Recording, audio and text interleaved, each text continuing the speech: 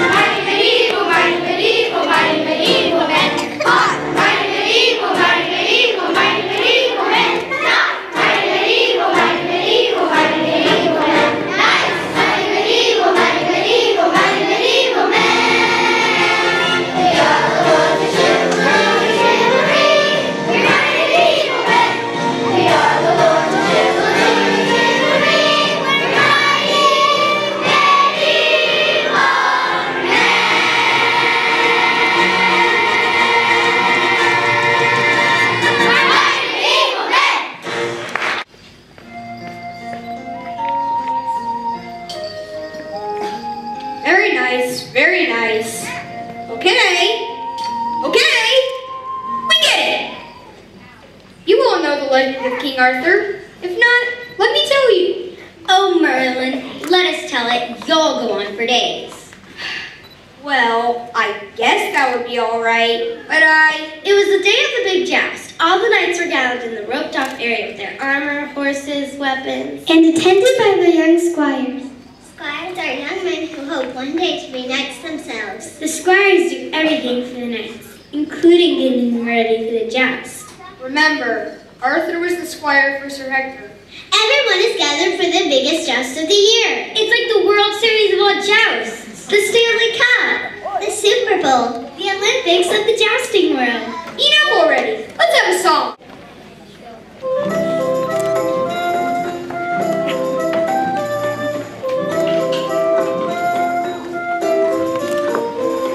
In the very month of May, from near and far away, the lady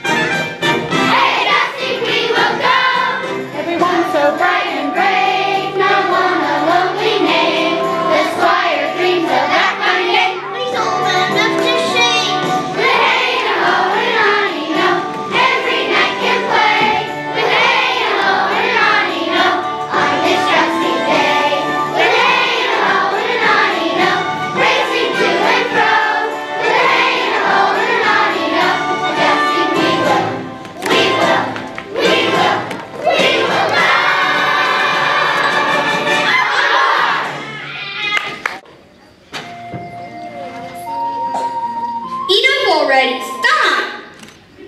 Now where was I? Oh yes! It was the squire's job to serve as knight. So what happens when the knight forgets his most important weapon? The squire has to get it. Sir Hector forgot his sword at home. Not good for a knight that's on deck at the joust. So, Arthur takes off as fast as his squirey legs can take him. He runs through the streets of the town, past the castle moat. Past the church and several fine dining establishments. By the time he reaches South Square, he'll realize he is only halfway home. He knows he'll never make it all the way home, get Sir Hector's sword, and be back at the joust in time for Sir Hector to participate. Now, this is where I have to remind you the legend of King Arthur. You will recall from your lessons that when the king, Arthur's father, died, there's no heir to the throne.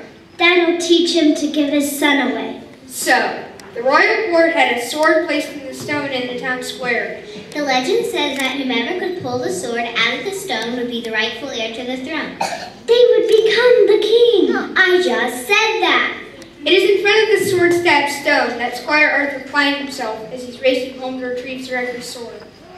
What you probably don't recall from this famous legend is that only a few steps away from that stone was another rock. And sticking out of that rock was something more beautiful and enticing than the former king's sword. And that's what caught Arthur's attention. 2 stones, each with something interesting protruding from it. I only have time to choose one and get back to the dust. Well, this one is most certainly a sword and seems the most logical choice, but this one is more colorful and seems full of many fantastic possibilities. I'm taking this one. Does this sound at all familiar to you? Well, watch what happens next. My lord, I have brought you the best instrument that I could find. Isn't it colorful? What is this? I have no idea, but isn't it beautiful? Beautiful indeed, but what can it do? It is a strange tune that was taken out of stone in the town square. Everyone knows that whoever pulls out is the rightful heir to the throne. I thought that was a sword. So it works for both. All hail the king! All hail King Arthur! Really? Could this possibly be? Am I really the new king? You're it, your majesty. Now what will be your first decree? You mean anything? Sure, you're the king. Well, then I declare that from now on there will be no more use for swords or weapons of any sort except this marvelous colorful instrument. What? You can't be serious! I think it's a marvelous idea. And until you men get used to the idea, none of us damsels are going to be friendly to you at all. Or wash your clothes. Or cook your meals. Or cheer your joustings. King Arthur says no more swords, and that's the way it's going to be. All hail the king!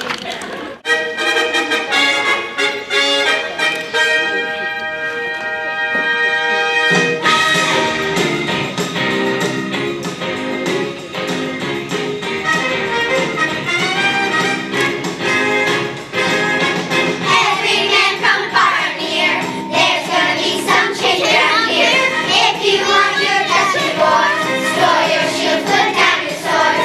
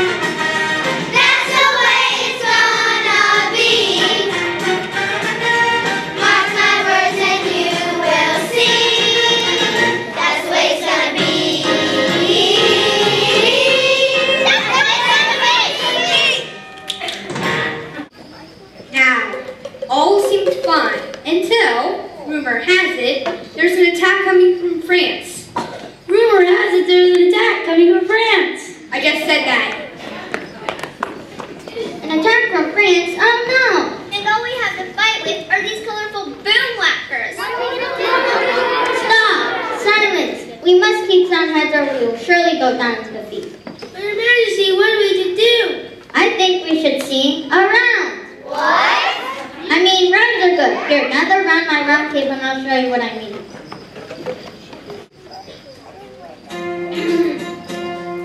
We're the knights of the round table. We are strong and we are able. There's no foe we cannot vanquish. We know perfect might.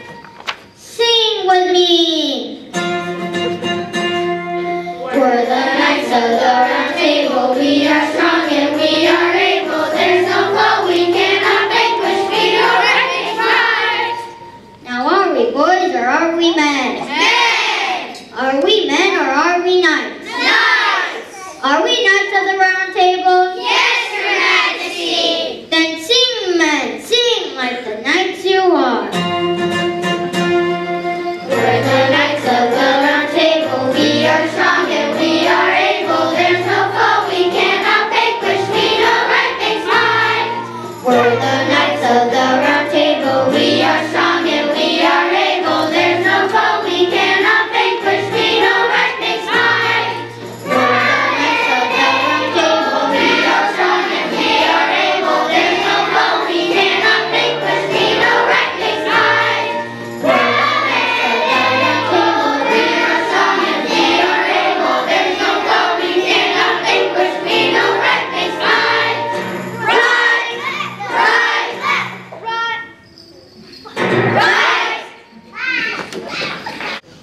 Over there, wasn't that nice?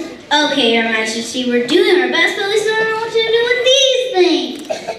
I know, let's call them the smartest advisors we know. They'll know what to do. I naturally thought the king was referring to me. But as I stepped forward, I heard, Yes, call in the court justice. They always know what to do. If you can get past those silly jokes or ridiculous songs. Look, I see one. Full help. Not just one, but a whole cast of them.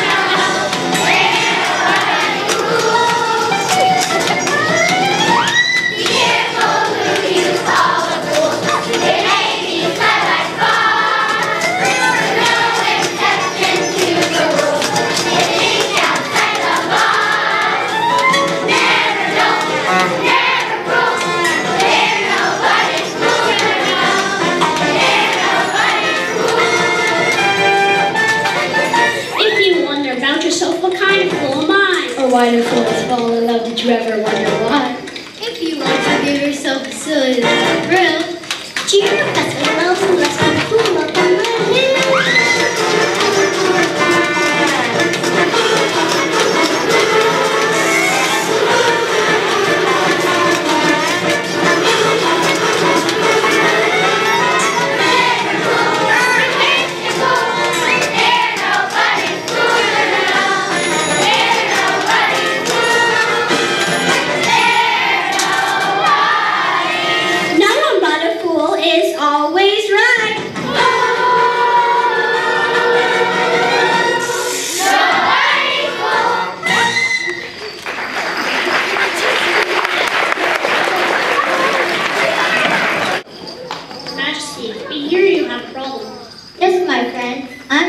That we will be a peace-loving nation, turn all our swords into boommakers and live side by side with our neighbors in friendship. And we damsels are backing him up by not being nice to the men until they agree with the king. And that's the way it's going to be.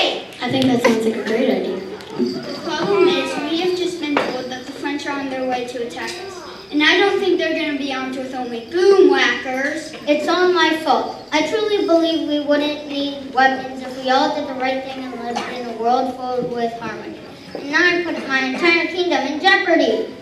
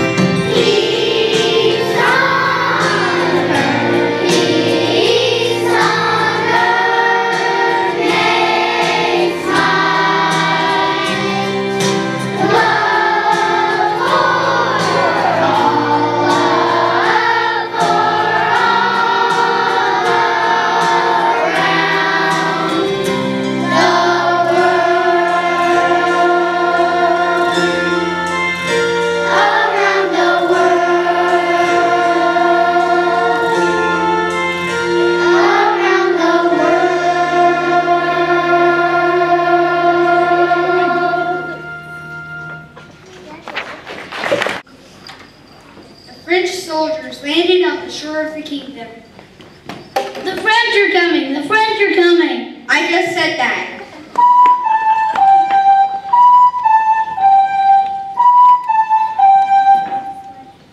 Really? Could this possibly be? Did you really arrive with only those instruments? Oui, monsieur.